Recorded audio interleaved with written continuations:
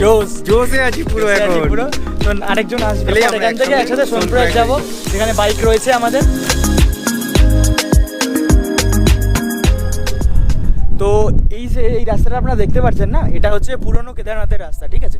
এখন যে এই রাস্তাটা দিয়ে আমরা ট্রেক করে আসছি বা আগামী দিনে যারা এসছে, এখন যারা আসছে তাদের কিন্তু সবাইকে এই রাস্তাটা ধরে আসতে হচ্ছে এই সোজা একদম ওই উপরে কেদারনাথ মন্দির। কিন্তু 2013 ডিজাস্টারের আগে যে কেদারনাথের রুট ছিল সেটা কিন্তু এই পাশে ছিল, অর্থাৎ মন্দাকিনী নদীর ওই পারে। তো এইটা হচ্ছে পুরনো রুটটা, ওটা এখন পুরো নষ্ট হয়ে গেছে, মানে অবস্থা খুবই খারাপ, দেখতেই পাচ্ছেন পুরো বন্ধ, কিছু কনস্ট্রাকশনও কিছু করা যায়নি, এতটাইভাবে ক্ষতিগ্রস্ত হয়েছে। তো তারপরে কেদারনাথ পুরো নতুনভাবে রাস্তা তৈরি হয়েছে, ইভেন মন্দিরের সামনে আগে অনেক দোকানপাটও ছিল, তো সেগুলো এখন আর নেই, একদম ক্লিয়ার হয়ে গেছে পুরো জায়গাটা, আর খুব সুন্দর ভিউ মানে এখন দেখতে পাওয়া যায়। আর আগে যেরকম আর কি খুব কিঞ্জি পরিবেশ ছিল, এখন আর সেরকম নেই, এখন খুব সুন্দর পরিবেশ হয়ে গেছে। আপনারা আসলে খুব সুন্দর মনোরম আবহাওয়া উপভোগ করতে পারবেন। তো এই হচ্ছে নতুন রাস্তা। তো এইটুকুই আপনাদের বলার ছিল এই কেদারনাথ।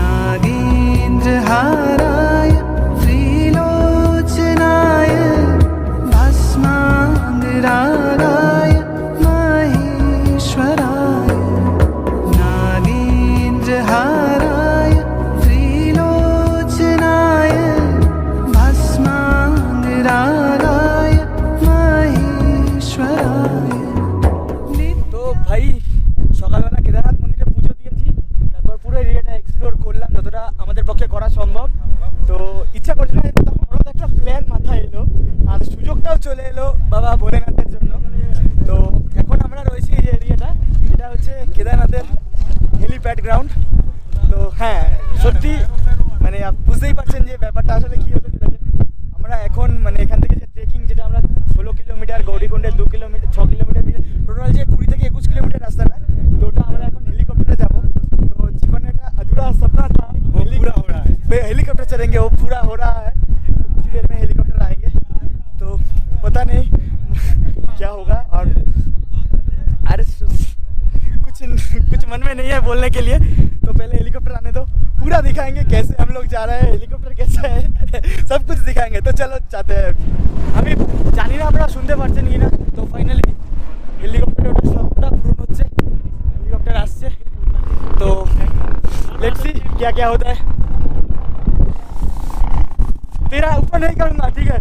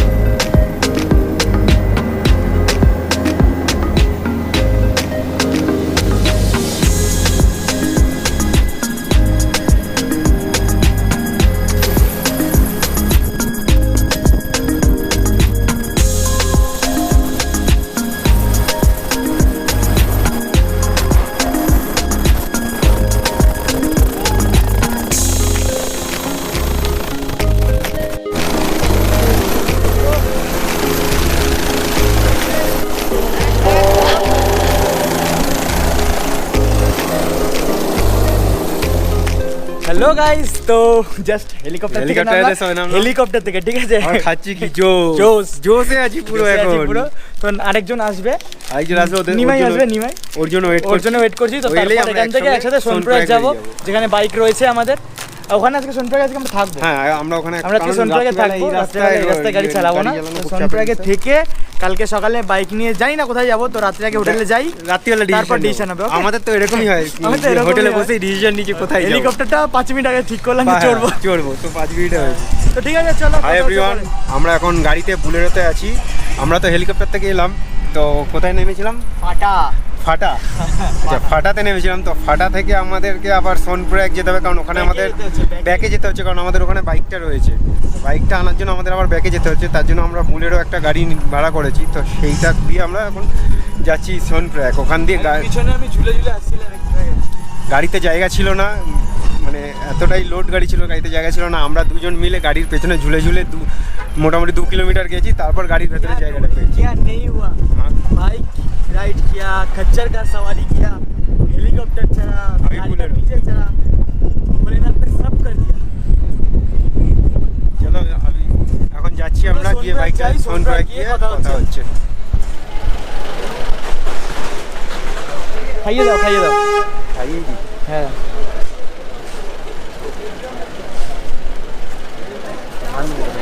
আর নেই, ওটা সাইডে চলে যাও।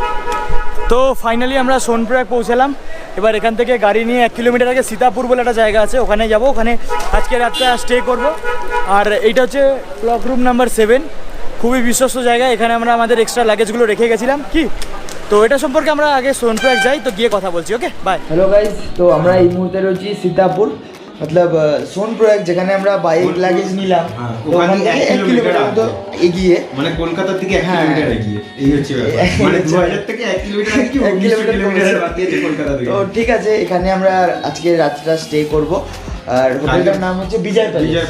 মর্নিং এ আমরা যত সকালে পারবো মোটামুটি বেরিয়ে যাব। আর এখানেও টেম্পারেচার খুবই কম, তবে কেদারের মতো নয়, এখানে সহ্য করা যায়। ওই টেম্পারেচার নেওয়ার পর এখানে সবথেকে ভালো কথা, আমরা যখন ঢুকছি হোটেলে, আমাদের হোটেল মালিক বলছে যে আপনাদের গিজার লাগবে, তাহলে 100 টাকা বেশি লাগবে। আমরা বলছি আমরা যে টেম্পারেচার থেকে চলে এসেছি, আমাদের আর গিজার লাগবে না, কারণ বেসিক্যালি কালকে পুজো দেওয়ার সময় অলরেডি আমরা দুজনে চান করে পুজো দিয়েছি। সেই ভিডিওটা তোমাদের আসবে খুব তাড়াতাড়ি। তো হয়তো সেটা ততদিনে হয়তো দেখেও নিয়েছো সেইটা। তো সেই টেম্পারেচারে যদি আমরা চান করতে পারি, তো এই টেম্পারেচার তো কোনো ব্যাপার না। বাবা ডেকেছে মাইনাস টেম্পারেচারে, স্নান করে রেডি হয়ে আমরা পুজো দিয়েছি। এর থেকে বড় কিছু আর হতে পারে না। আর এই টেম্পারেচার তো কোনো ব্যাপারই না। এখন টেম্পারেচার কত হবে? 2-3 চলছে টেম্পারেচার চলছে। তো যাই হোক, এই হচ্ছে আজকে স্টোরি। আমরা এখানে স্টে করব আজকে। কালকে সকাল সকাল বেরোবো, কলকাতার উদ্দেশ্যেই বেরোবো।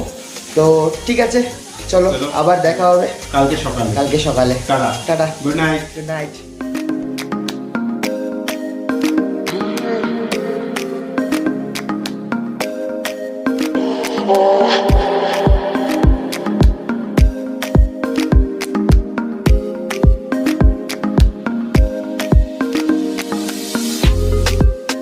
भूख लगी है, सिर्फ ब्रेकफास्ट किया था ना हम लोगों ने, उसके बाद तो कुछ सोचे।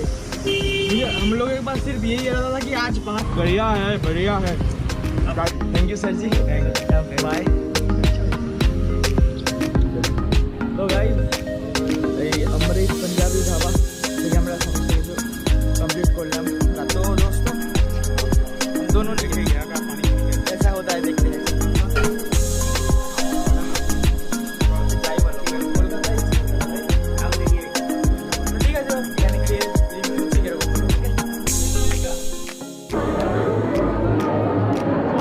तो फर्स्ट केदारनाथ, देन अयोध्या, और अभी हनुमान जी के मंदिर पे खड़े हैं।